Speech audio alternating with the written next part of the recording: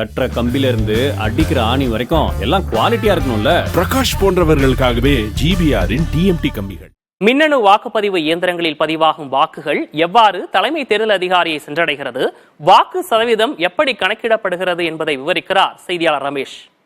தமிழ்நாட்டில் மொத்தம் 68,000 வாக்குச்சாவடி இருக்கு. இங்க பதிவாகிற வாக்கு எப்படி கணக்கிடுறாங்க பர்சன்டேஜ் அப்படின்றத பார்க்கலாம். முதல்ல ஒவ்வொரு வாக்குச்சாவடியிலையும் இருக்கக்கூடிய அந்த அலுவலர் 2 மணி நேரத்துக்கு ஒரு முறை உதவி தேர்தல் நடத்தும் அலுவலர், அவர் வட்டார ரீதியா இருப்பாரு, அவருக்கு அனுப்பி வைப்பாரு.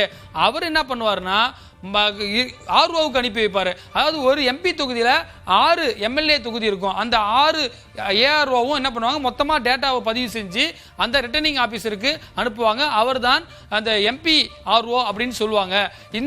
அவர் என்ன பண்ணுவாருன்னா மாவட்ட அளவில் கலெக்ட் பண்ண டேட்டாவெல்லாம் சென்னையில் இருக்கக்கூடிய தேர்தல் அதிகாரி சத்யபிரதா சாஹுக்கு அனுப்பி வைப்பாங்க. இவங்க கூடவே என்ன பண்ணுவாங்க, ஒரு அப்ளிகேஷன்லையும் டேட்டாவை என்ட்ரி பண்ணிட்டே வருவாங்க.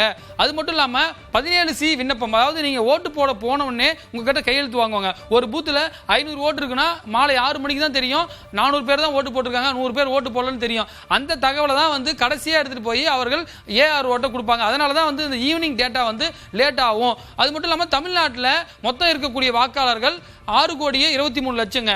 இதில் 1%னா பார்த்தீங்கன்னா 6.23 லட்சம். நேற்றைக்கு நடந்த ஒரு குளறுபடியில் கிட்டத்தட்ட ஒரு 18 லட்சம் வாக்குகள் குறைவாக இருந்தால் சொல்லப்பட்டது. அந்த அடிப்படையில் தான் நேற்றைக்கு நடைபெற்ற அந்த குளறுபடிக்கு காரணம் என்னன்னு பார்த்தீங்கன்னா, மாலை 5 மணிக்கு இவ்வளவு ஓட்டுனா 7 மணிக்கு இவ்வளவு ஓட்டு இருக்குன்னு சொல்லிட்டு ஒரு உத்தேசமாக அந்த அப்ளிகேஷனை கணக்கில் கொண்டு உத்தேசமாக கணக்கிட்டு தான் காரணம்னு சொல்றாங்க. அடுத்ததாக இதற்கு இன்னொரு காரணமும் சொல்லப்படுகிறது. அந்த காரணம் என்னன்னு பார்த்தீங்கன்னா, செயலி ஒரு அப்ளிகேஷன் ரெடி பண்ணி எல்லாருக்கும் கொடுத்துருக்காங்க. அதுல தவறா கணக்கீடு நடைபெற்றது தான் காரணம் சொல்லப்படுகிறது. அது மட்டும் இல்லாம சாம்பிள்ஸ்ல வச்சு சொல்லியிருக்காங்க. அதாவது 1000 பூத்துல 500 பூத்து மட்டும் எடுத்துக்கிட்டு இதுல இவ்வளவு பதிவானா மீதி இருக்கிறதுலயும் இவ்வளவுதான் பதிவாகும் அப்படின்னு ஒரு உத்தேச முறையை கணக்கிட்டதால தான் இந்த தவறுக்கான காரணம் அப்படின்னு தெரிய வந்திருக்கிறது. கட்டுற கம்பில இருந்து அடிக்கிற ஆணி வரைக்கும் எல்லாம் குவாலிட்டியா இருக்கணும்ல. பிரகாஷ் போன்றவர்களுக்காகவே ஜிபிஆரின் டிஎம்டி கம்பிகள்.